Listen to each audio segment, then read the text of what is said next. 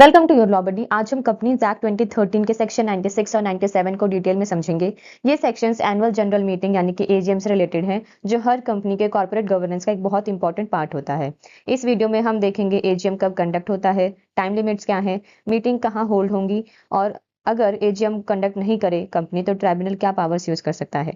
तो चलिए इन सेक्शंस को समझना शुरू करते हैं। सेक्शन 96 बात करता है एनुअल जनरल मीटिंग के बारे में। इसका सबसेक्शन 1 बताता है कि हर company except one person company को हर ईयर एक एनुअल जनरल मीटिंग कंडक्ट करनी होती है, और नोटिस में क्लियरली मेंशन होगा कि मीटिंग एजीएम है। टाइम गैप का क्या रूल है कि एक एजीएम और नेक्स्ट एजीएम के बीच मैक्सिमम 15 मंथ्स का गैप हो सकता है। नेक्स्ट है एक प्रोवाइजो। ये प्रोवाइजो बताता है कि कंपनी की first AGM first financial year close होने के 9 मंथ्स के अंदर होनी चाहिए। बाकी के सब एजीएम्स फाइनेंशियल ईयर क्लोज होने के 6 मंथ्स के अंदर कंडक्ट होने चाहिए।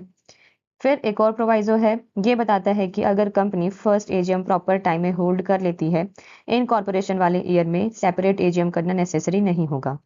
थर्ड प्रोवाइजो जो है ये बताता है कि रजिस्ट्रार स्पेशल रीजन होने पर एजीएम होल्ड करने का टाइम एक्सटेंड कर सकता है। लिमिट क्या है? Maximum 3 months. इंपॉर्टेंट है कि ये एक्सटेंशन फर्स्ट एजीएम के लिए अवेलेबल नहीं होती है। सेक्शन 96 का सबसेक्शन 2 बताता है कि हर एजीएम बिजनेस आवर्स में होनी चाहिए, मतलब कि between 9 AM to 6 PM। AGM किस दिन हो सकती है? ऐसे दिन जो नेशनल हॉलिडे ना हो। एजीएम होगी कहाँ पे? या तो रजिस्टर्ड ऑफिस पर, या फिर same city, same town, same village में किसी और प्लेस पर। अब इसका भी एक प्रोवाइजो है। ये प्रोवाइजो बताता है कि अनलिस्टेड कंपनी एजीएम इंडिया में किसी भी प्लेस पर होल्ड कर सकती है, बट ओनली इफ सब मेंबर्स पहले से रिटर्न या फिर इलेक्ट्रॉनिक कंसेंट दे। सेकंड प्रोवाइजो बताता है कि सेंट्रल गवर्नमेंट किसी कंपनी को एग्जेम्प्ट कर सकती है from these requirement subject to conditions. अब इसके बाद है एक एक्सप्लेनेशन। ये एक्सप्लेनेशन बताता है नेशनल हॉलिडे के बारे में कि नेशनल हॉलिडे का मीनिंग होगा वो हॉलिडे जो सेंट्रल गवर्नमेंट डिक्लेयर करे। नेक्स्ट है सेक्शन 97 जो कि बात करता है power of the tribunal to call AGM.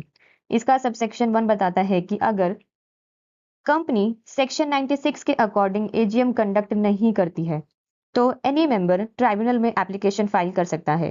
Tribunal क्या कर सकता है? ट्राइब्यूनल एजीएम कॉल कर सकता है और एजीएम कंडक्ट करने का ऑर्डर दे सकता है और नेसेसरी डायरेक्शंस भी दे सकता है।